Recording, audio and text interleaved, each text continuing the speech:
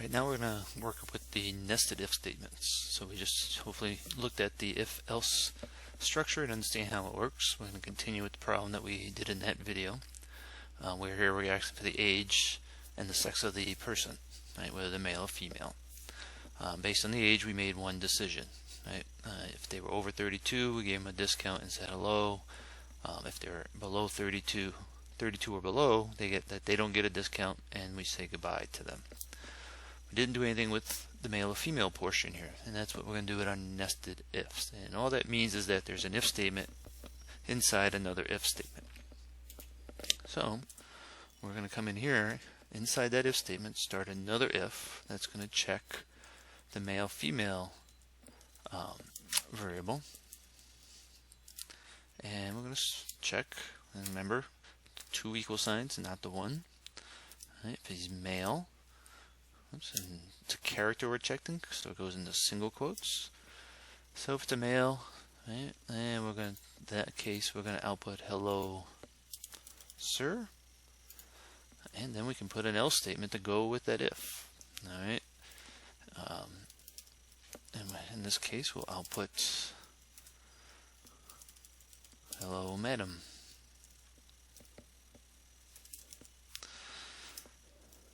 Alright, and we'll go with that. So we got a nested if statement inside the if. And of course, we can do the same thing down here. And we're going to cut and paste I'm going to cut and paste this out, save a little typing here.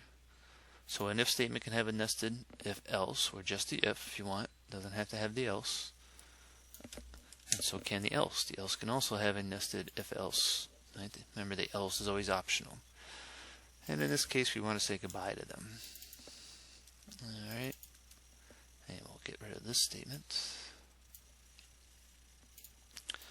So every time we run it, we'll still always get two outputs, but it's matter whether we say hello sir, hello madam, or goodbye sir, goodbye madam. Alright, and since it's checking for an M, if it's not an M, we're going to assume it's a madam. Right? It could be another letter. Right? So if I did enter an A, right, it's not the M, so it's going to do this portion, the else. So it's really anything other than male, it will put the second statement out. Right, we'll see how to correct that or make it so that it checks the actual sex or the male-female portion and make the correct decision in the next section or next video. So let's run this one so we see what's going on here. Alright, so we'll start with entering an age greater than 32. Alright, we'll enter an age of 44, and we'll put an F for female. Alright, so we get that you get the discount, and it says hello madam.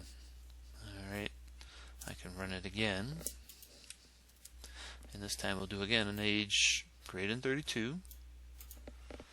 44, we'll stick with that, and we'll go with this time a male. Oops.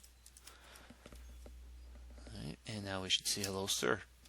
There's, you get your discount and hello sir. So that's a nested if statement. So if their age is 32, then we want to go see, are they male or female? And maybe give them more of a discount, less of a discount, whatever. We can make our decisions, right? Make multiple decisions this way. And we can keep going. This if statement can have another nested if inside of it also, and it can keep going and going and going. Alright, and just to show you that it does jump down and do the other ones on the else, we'll put an age of something below 32, and we'll do 22. And we'll do the male part, right? And there you see that they don't get a discount, and it says goodbye sir. So it does come down into the else when the age is less than 32, puts that statement out for us. Then it also again checks whether it's male or female and gives you a different output in that case. So again, that's all the nested if is. If this is not true, it skips everything between these curly brackets and comes down and does the else. So this is completely ignored. It will not check this in any reason, because to get here it has to pass this first. So if this is false, we skip and come to the else and do all the else. Right? Well, not all of it. Obviously, makes another decision inside here. So we'll do one of these two cout statements.